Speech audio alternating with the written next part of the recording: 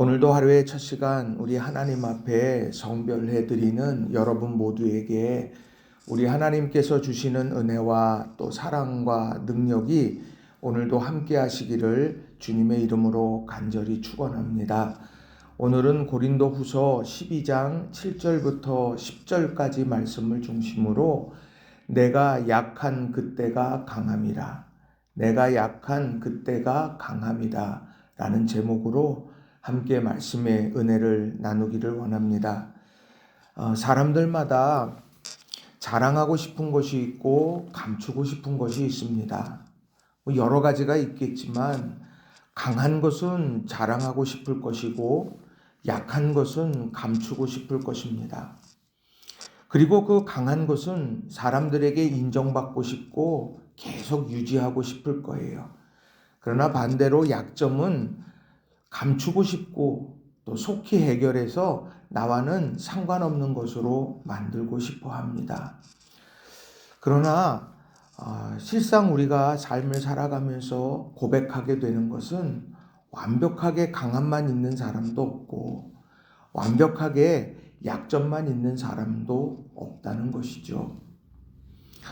그런 삶을 살아가는 우리들에게 이 약점의 문제를 과연 어떻게 받아들여야 할 것이냐, 또 강함의 문제를 어떻게 받아들여야 할 것이냐, 이것을 우리는 다시 한번 생각해 보아야 한다는 것입니다.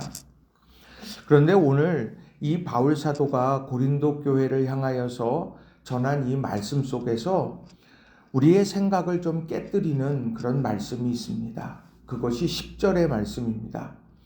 그러므로 내가 그리스도를 위하여 약한 것들과 능욕과 궁핍과 박해와 곤고를 기뻐하노니 이는 내가 약한 그때에 강함이다. 내가 약한 그때가 강함이다. 이렇게 이야기를 합니다. 또 9절의 말씀도 보게 되면 나의 여러 약한 것들에 대하여 자랑하리니 라고도 말을 합니다. 일반적으로 생각하고 있는 약함을 대하는 태도와는 다르다고 하는 것이죠. 그래서 저는 오늘 우리가 기억해야 될 중요한 두 가지의 교훈의 메시지를 여러분에게 전하고 또 함께 은혜를 나누기를 원합니다. 자, 첫 번째로는요, 연약함은 우리가 하나님 앞에 무릎 꿇어야 하는 존재임을 일깨워 준다는 겁니다. 연약함은 우리가 하나님 앞에 무릎 꿇어야 하는 존재임을 일깨워 준다라는 것입니다. 자, 오늘 바울 사도가 연약함이 있었습니다. 그 연약함은 7절입니다. 여러 계시를 받은 것이 지극히 크므로 너무 자만하지 않게 하시려고 내 육체에 가시고 사탄의 사자를 주셨으니 이렇게 말씀을 합니다. 육체의 가시를 주셨다 말을 합니다. 이 말씀을 공동번역 성경으로 7절을 보게 되면 이렇게 기록을 합니다. 내 몸에 가시로 찌르는 것 같은 병을 하나 주셨습니다. 그것은 사탄의 하수인으로서 나를 줄곧 괴롭혀 왔습니다. 자신의 몸을 가시로 찌르는 것 같은 고통을 주는 병이 있었다는 것입니다. 오늘 이 사도 바울이 믿음의 길, 복음의 길을 걸어가게 된 것은 하나님의 부르심에 따라서 계획하심에 따라서 진행된 것입니다. 그 부르심에 응답해서 바울 사도는 평생을 하나님의 복음을 위해서 살아갔습니다. 그런데 오늘 그가 이해할 수 없는 육체의 가시를 고백합니다. 이 자신의 몸을 찌르는 것 같은 이 병, 이것을 마주했을 때 그가 했던 것은 8절에 나오는 말씀처럼 이것이 내게서 떠나가기 위하여 내가 3번 주께 간구하였더니 그가 3번 주님께 간구를 했다고 합니다. 이 얘기는요, 바로 겟세마네 동산에서 예수님께서 하나님에게 기도했던 그 기도처럼 그는 3번 주님께 기도했는데 동일한 기도의 제목으로 기도했습니다. 내게서 떠나가게 하기 위하여. 그러나 결론은 그것이 내게서 떠나갔느냐? 아닙니다. 오늘 그 내게서 떠나가도록 기도했던 그것의 의미를 깨닫게 하셨다는 것이죠. 그 의미, 그 하나님의 의도는 무엇이었을까? 오늘 성경의 말씀에 보게 되면 바로 하나님을 바라보고 또 하나님을 의지하도록 만드는 것이었다는 거예요. 그래서 바울 사도는 7절에 이렇게 말합니다. 여러 계시를 받은 것이 지극히 크므로 너무 자만하지 않게 하시려고. 내가 계시를 받은 것이 너무도 큽니다. 독보적이에요. 바울 사도가 경험했던 놀라운 체험, 오늘 고린도후서 12장 1절 이하에도 보게 되면 삼층천에 대한 체험을 이야기합니다. 천국에 대한 체험을 한 거예요. 또 다메섹 체험을 하지 않았습니까? 다메섹으로 지금 예수님 믿는 사람들을 잡으러 가다가 부활하신 주님을 만나서 그의 인생이 완전히 바뀌게 되는 체험. 그는 복음을 전하는 곳곳마다 다메섹 체험을 이야기를 했죠. 그만큼 강렬했고 그만큼 중요한 부분이었기 때문입니다. 그런 계시를 받은 것, 그것이 너무도 큰데 중요한 건 그것이 자만하게 만드는 것이 될 수 있다는 것, 그는 그것을 알았다는 거예요. 그래서 하나님께서는 그런 자신을 알기에, 그런 자신의 모습을 알고 있는 바울, 그를 위해서 자만하지 않게 하려고 하는 가시를 주신 것이다. 그것이 지금 나를 찌르는 고통이 있지만 그 고통 때문에 하나님 앞에 기도하도록 하나님은 이끄신다라고 하는 거예요.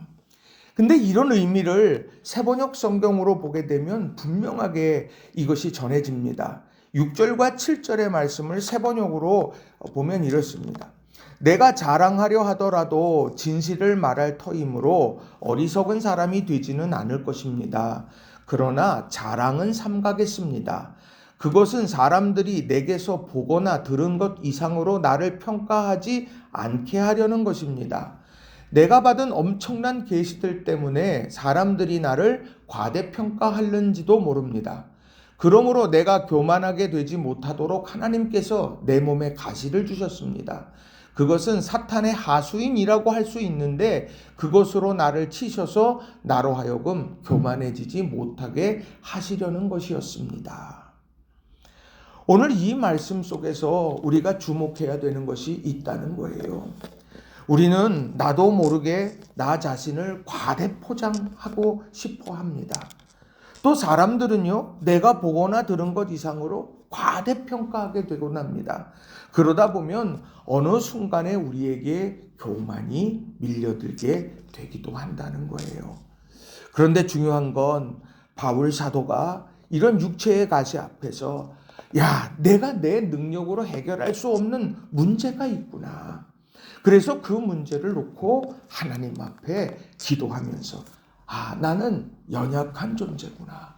나는 하나님 없이는 안 되는 거구나. 이것을 분명하게 깨닫게 됐고 사명의 길에서 그것을 붙잡게 되었다는 거예요. 그래서 오늘 우리가 이런 연약함의 문제가 우리에게 발생하게 됐을 때 중요한 것 하나는 바로 그 문제가 해결되도록 기도해야 한다는 거예요. 3번 주님께 간구했던 바울처럼 기도해야 합니다. 그리고는 그 세 번의 기도가 이것이 응답이 되지 않는 것 같다. 우리는 함께 기도해야 되는, 하나님, 이것이 내가 안고 가야 할 육체의 가시, 이것이 안고 가야 할 마음의 가시입니까? 그렇다면 하나님, 내가 하나님 의지하게 하시고 하나님 앞에 온전하게 기도하며 내가 승리해 가게 해달라고 기도해야 한다는 거예요. 우리 사랑하는 성도님들 한 분 한 분이 우리 삶에 강점도 있고 약점도 있겠죠. 근데 그 약점 앞에서, 연약함 앞에서 하나님 앞에 무릎 꿇는 존재, 내가 그런 사람이어야 한다. 이것을 기억하며 살아가는 우리 성도님들이 다 되시기를 주님의 이름으로 간절히 축원합니다. 두 번째로는요, 연약함은 그리스도의 능력이 머무르는 통로라는 겁니다. 연약함은 그리스도의 능력이 머무는 통로다라는 거예요.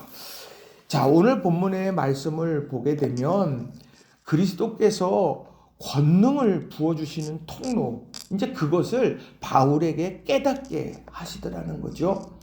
자, 7절과 8절의 말씀을 보게 되면 특별히 8절은 내게서 떠나가게 하기 위해서 3번 주께 간구했다. 이게 얼마나 간절한 기도의 제목이겠습니까? 하나님, 이 문제만 없으면 나는 날아다닐 것 같아요. 이 문제만 없으면 내가 더 하나님의 영광 위에서 살아갈 수 있을 것 같아요. 하나님, 나 부르셨잖아요. 하나님이 이방인의 사도로 세우셨잖아요. 하나님, 이 문제 해결해 주세요. 3번 주께 그렇게 간구했을 거예요. 그런데 그의 깨달음, 9절에 나오는 말씀을 보면 기도하던 이 바울에게 하나님이 말씀하십니다. 뭐라고 말씀하시냐?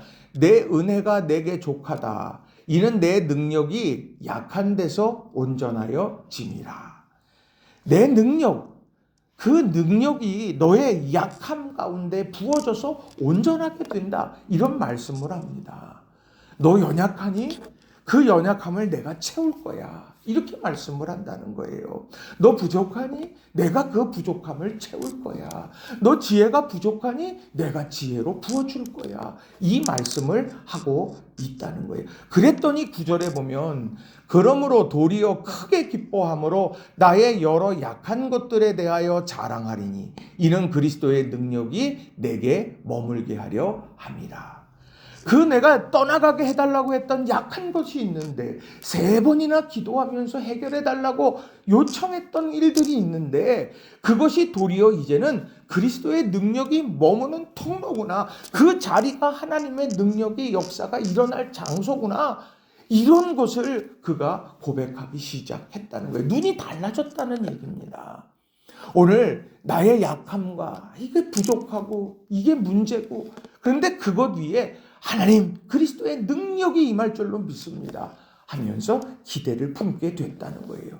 10절은 더 나갑니다. 그러므로 내가 그리스도를 위하여 약한 것들과 능력과 궁핍과 박해와 곤고를 기뻐하노니 이는 내가 약한 그때의 강함이니라. 이제 나의 약함에서 넘어서서요. 사람들과의 관계 속에서 빚어지는 고난에 대한 재해석이 되더라는 거예요. 자, 능력, 다른 이가 나를 능욕하는 거죠. 궁핍, 채워지지 않는 궁핍함, 환경의 어려움이에요. 박해, 누군가 나 괴롭히는 거죠. 곤고, 이런 다양한 힘겨움과 어려움들까지도 기뻐합니다. 왜요? 내가 그 상황에서 아무것도 할 수 없는 약함이 있지만 하나님께서 그 약함 가운데 능력을 부어주실 것을 알기 때문이라는 거죠. 오늘 우리가 이걸 다시 한번 마음에 깊이 새기고 믿음 안에서 살아가는 우리 모든 성도님들이 다 되시기를 주님의 이름으로 간절히 축원합니다.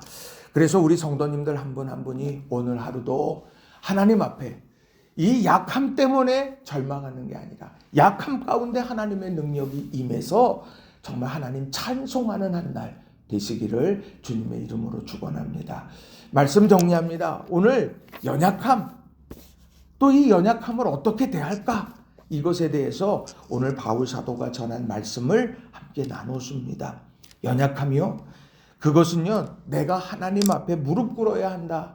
내가 그런 존재다라고 하는 것을 일깨워 주는 거예요. 그래서 나 이거 너무 벅차고 이거 너무 힘들고 나 이거 어떻게 해야 될지 모르겠고 왜 이런 힘겨움이 내게 있나 이런 고민 들 때 그때가 난 연약한 사람이야. 하나님 앞에 무릎 꿇어야 되겠다. 내가 하나님 앞에 더 겸손하게 나아가야 되겠다. 이것을 여러분이 꼭 기억하시고 또 그 연약함은 그리스도의 능력이 머무는 통로다. 그 자리가 바로 하나님이 역사하실 자리구나. 내 연약함 때문에 빈 것 같고 내 연약함 때문에 채워지지 않고 정말 그런 상황에 그리스도의 능력이 거기에 임하게 되는 거구나. 이런 믿음의 원리들을 다시 한번 돌아보면서 3번 하나님께 간구했던 것처럼 우리도 기도의 자리에서 이 겟세마네 기도 하나님 앞에 올려드리며 우리가 살아가는 저와 여러분이 다 되시기를 주님의 이름으로 간절히 축원합니다. 기도하겠습니다.